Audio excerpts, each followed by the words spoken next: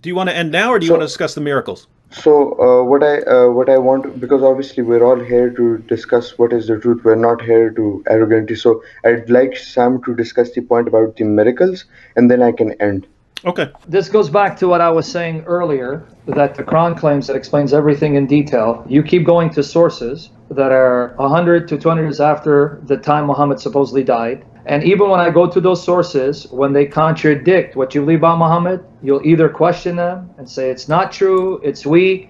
So it's not really even the sources that you believe. But now coming back to the issue, I am fully aware that your sources that came over 100 years after the death of Muhammad attribute miracles to Muhammad. But this is, again, proof that your sources are corrupt unless you believe the Quran is corrupt. Because a Muslim will give priority to the Quran. So if there's a source that contradicts the Quran, the Muslim will say that source is wrong. I'm now going to give you just a few verses where the Quran repeatedly says, no miracles given to Muhammad. He was not sent with any signs. He's just a warner. Signs are with Allah, but Allah did not give him any signs. Here, let me just give you several of many. Chapter 13, verse 27 of the Quran. The unbelievers say, why has a sign not been sent down upon him from his Lord? So they want a miracle. Hey, how come there's no miracles? What is the answer? He doesn't say, I've shown you many miracles. I split the moon.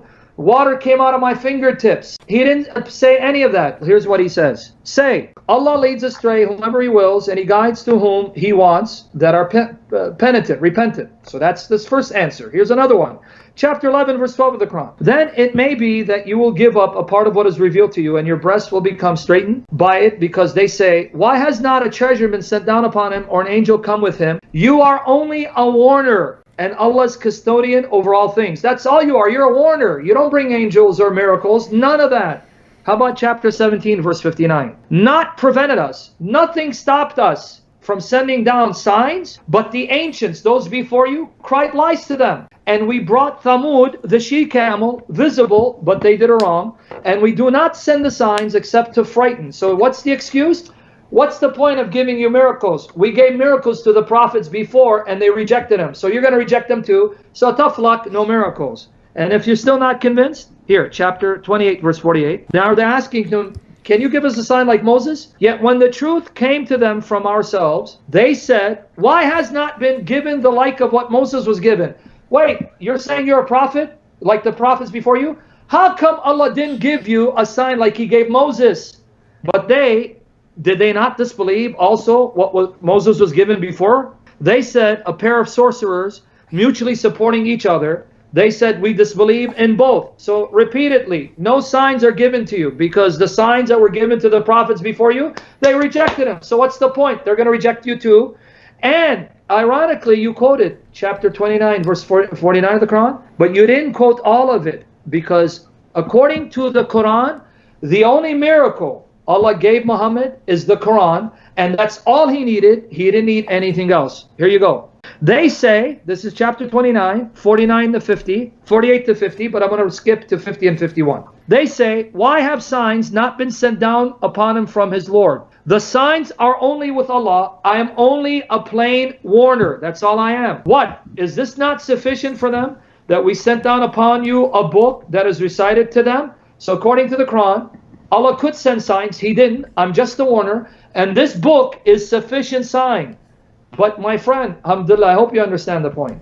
If you say he did miracles besides the Quran, you again prove the Quran is a lie, because the Quran says you don't need any other miracles. This Quran is all you need, and it's all you get. But if you tell me he did more signs, that means the Quran is a lie, because the Quran wasn't all he needed. He needed other signs. So what is the Quran talking about? The thoughts here, Abdullah, is that if we're examining miracles, right? If you're saying someone performed a miracle, you generally want as early sources as possible.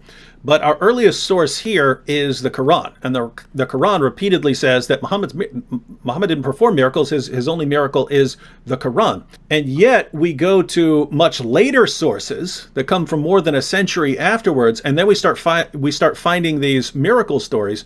And so, if we're thinking to ourselves, look, what was Muhammad really going around performing miracles? Because these sources, Muslims themselves tell us you can't really trust these sources too much. And whenever it's inconvenient for them, they tell us, nope, that was made up. But we're supposed to take these miracle claims seriously when these miracle claims contradict the earliest source, which is the Quran. So what we find when we look at the Quran is over and over and over again, the unbelievers are challenging Muhammad. Why aren't you performing any miracles? Why are you not performing any miracles? How come you're the one who doesn't perform miracles?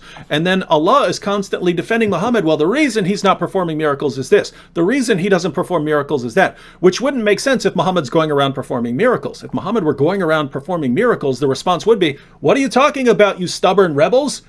He's performing miracles all the time. He's shooting water out of his fingers. He's making milk. He's making food. What's wrong with you? He split the moon. Come on, are you guys blind, right? That would be the response. And yet, that's not what the Quran says. The Quran repeatedly makes excuses. But we know that even during the time of Muhammad, he's repeatedly being challenged for miracles. And this didn't stop after Muhammad's death. Instead, the Muslims go out and they're constantly trying to convince Jews and Christians and everyone else, Muhammad is a prophet. And the first question Jews and Christians are asking is, what miracles did he perform? And at first, they obviously would have given the explanation of the Quran. Well, he couldn't have given miracles because earlier generations didn't believe miracles, therefore none for you. But that didn't work out very well. Saying, hey, look at our lovely Arabic calligraphy just wasn't a persuasive argument to Jews and Christians. And so all of a sudden, we start finding all of these miracle stories in the Muslim sources in an atmosphere when people are inventing and fabricating stories about Muhammad left and right. At the end of the day, they're just not stories that we can take very, very seriously.